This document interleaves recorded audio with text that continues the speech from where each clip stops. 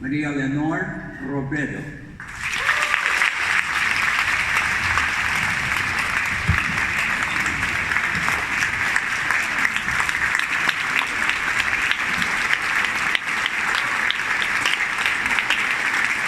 Thank you very much.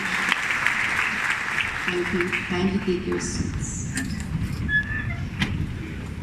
Former President Fidel V. Ramos, Excellencies of the Diplomatic Corps, former Senator Ramon Magsaysay Jr., and the members of the Magsaysay family, Ambassador Jose Quisha Jr., former Philippine Ambassador to the United States, and Chair of the Ramon Magsaysay Foundation, Ms. Carmencita Abella, President of the Ramon Magsaysay Foundation, the 2019 Ramon Magsaysay awardees, and the past awardees who are present this afternoon, my fellow workers in government, honored guests, ladies and gentlemen, magandang hapon po sa inyong lahat.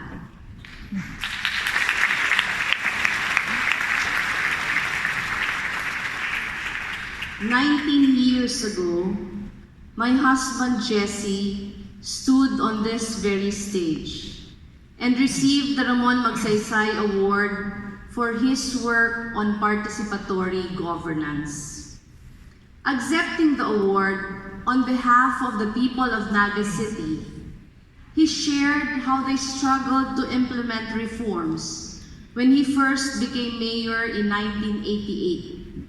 He said, and I quote, "The recognition accorded me tonight is an honor that our people in Naga most deserve. It is a fitting testimonial on our faith and confidence in a democratic society where people and government actively engage with each other in forging a collective decision. Our people have proven that given the opportunity, we can rise above our parochial interests in the pursuit of common good. Given a choice, we will opt for good government despite the attendant obligations it requires." Close quote. Almost 2 decades after he delivered that speech, and after 7 years of continuing his work since his death in 2012, I find myself standing on the same stage, extolling the lives of 4 brave men and 1 courageous woman who, like Jesse, dared to defy the expectations and conventions of their time. Seeing how things have come full circle, I cannot help but feel a sense of comfort and gratitude, knowing that Jesse's life and legacy have led me here, in the company of modern-day heroes. For the past 61 years, the Ramon Magsaysay Awards has recognized the rich legacy of Asian leadership and commitment on the global stage. More than being an annual tradition, it honors timeless values that bind us as a region: integrity, excellence, empathy, servant leadership, and selfless service. This year, we add 5 more names to the long roster of 330 laureates who have been recognized as prime movers and change makers in their respective fields and discipline. When the first set of laureates received the award in 1958, the world was divided along ideological lines. In Asia, the Cold War system challenged the mindset of new emergent leaders who struggled to maintain peace and order in society. Rising from the ashes of war, famine, and crisis, governments promoted development and economic progress as state projects, hoping to address the inequality among populations. Some leaders turned to authoritarianism and abuse to reach these goals, dispensing the very reason why they were placed in power. One of those who was brave enough to stand up and speak against this system was Mokhtar Lubis, an Indonesian journalist and critic of then-President Sukarno. Receiving the award in 1958, he wrote, and I quote, "Many honest and well-meaning people, faced with difficult and seemingly insurmountable problems, have become persuaded that democratic reconstruction is impossible in Asia.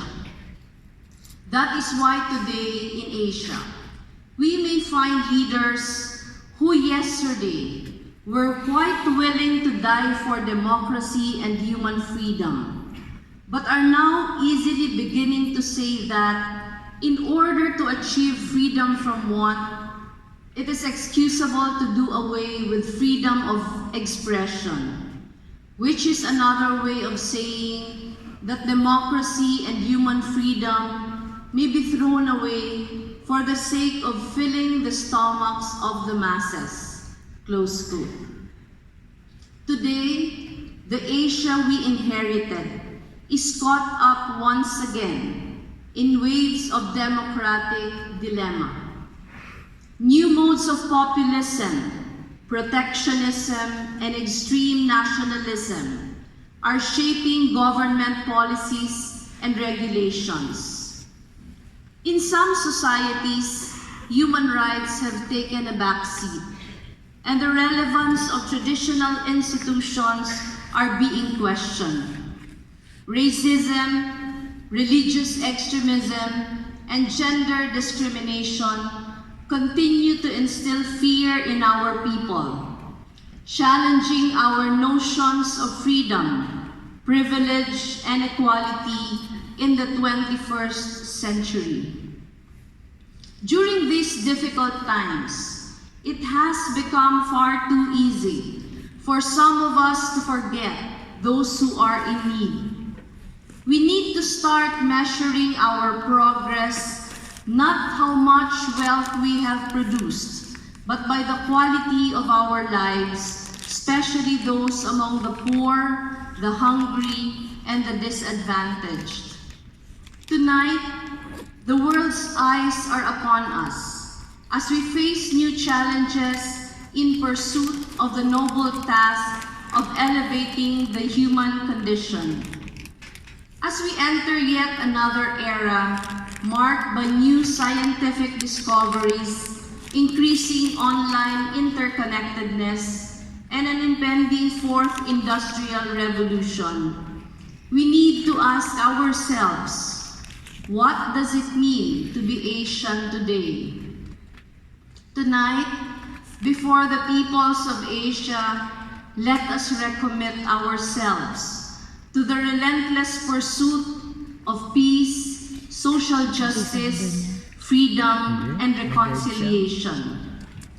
At a time when human rights are under attack, when human lives are disregarded, when power is yielded for the benefit of the few, and when democracy is threatened by our very own leaders, we demand for equality, empathy, truth, and accountability.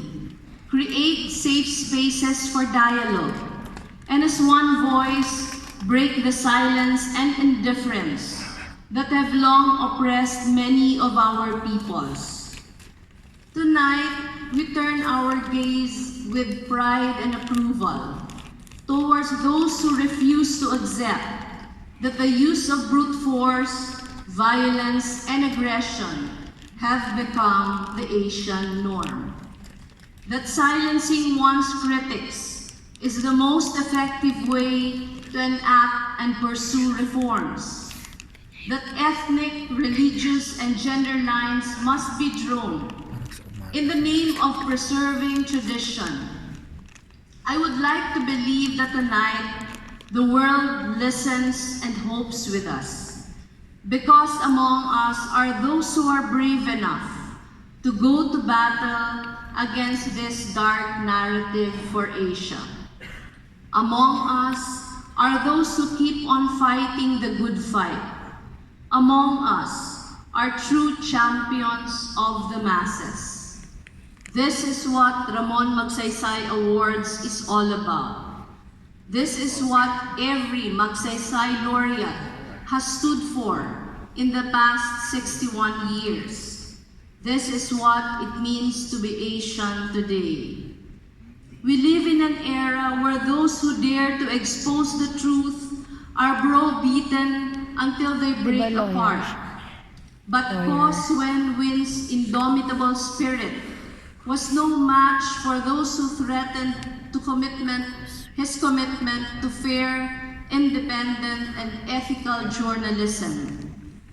Instead of cowering in fear, he continues to lend his voice to the powerless, challenging the way religious and political institutions are run, and seeking redress for injustices committed against different minorities. We have seen how pain and tragedy have led to regret, remorse, and even disillusionment in families and communities.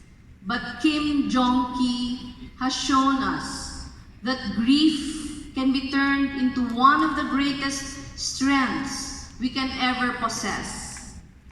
Hoping to address the growing cases of bullying and school violence, he brought together parents, teachers, counselors, and police officers to create safer and more caring communities for Korea's youth.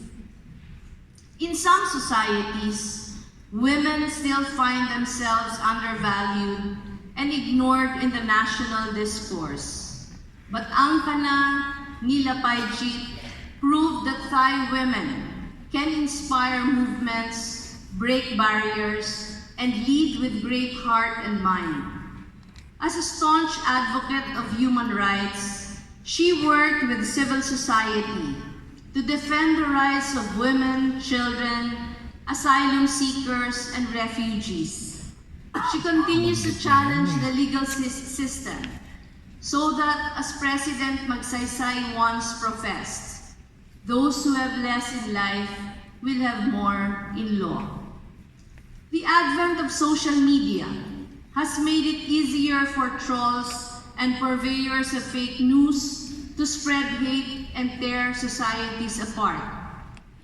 But Ravish Kumar remains undaunted and stands by the truth, even if it is unpopular to do so. For many years, his commitment to balanced and fact-based reporting remains a bastion of hope for the Fourth Estate.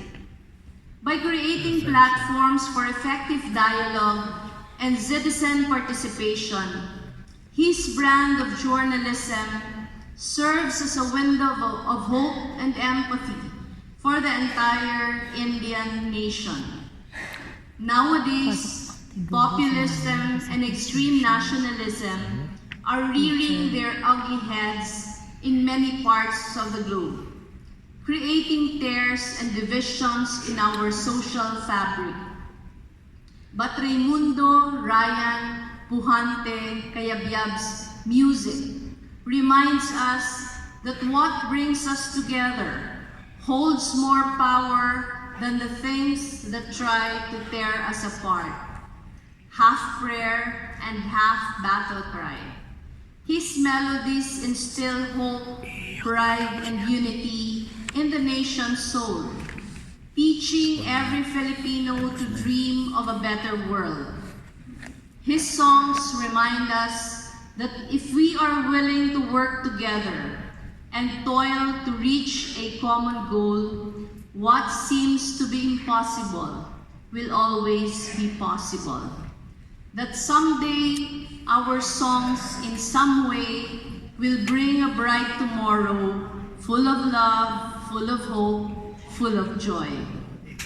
Our dear awardees, your struggles remind us that heroic deeds need not always unfold in grand, majestic gestures. Many times, heroism reveals itself in simple, everyday acts of kindness and compassion, of resistance and dissent, of generosity and joyful service. Our dear awardees, you have taught us to reassess our own values and to stand up in the face of abuse and injustice. In a world marred by poverty, inequality, and the breakdown of institutions, you have shown us that it is possible to find better solutions and hold leaders accountable for their actions, that we can build kinder and more nurturing communities for the next generation. Our dear awardees, you have shown every man, woman, and child in our region how to live with courage undaunted. Ladies and gentlemen, as we stand on the shoulders of these Asian giants, we find more reasons to keep fighting and doing the work that needs to be accomplished. Just as we pay tribute to the great Ramon Magsaysay, we celebrate the life and legacy of these 5 great souls, our wellsprings of perpetual hope and titans of compassion and transformative leadership in Asia. In his inaugural address in 1953, President Magsaysay challenged the Filipino nation to build a future worthy of its glorious past. This is the monumental task laid down before us today. Tonight, as we remember those who have gone before us, we too challenge ourselves to give beyond what is asked of us, to empower the weak and vulnerable, and to bring truth, peace, and justice to the margins. On behalf of the peoples of Asia, thank you for spreading your beautiful light beyond your homes, beyond your communities, and beyond your countries. Now that you are Asia's heroes, you will illuminate our paths with your courage, integrity, and selflessness. In our moments of doubt and fear, may we be guided by your flames, so that we too will shine as bright even through the darkest of nights. Thank you very much. Mabuhay po kayong lahat.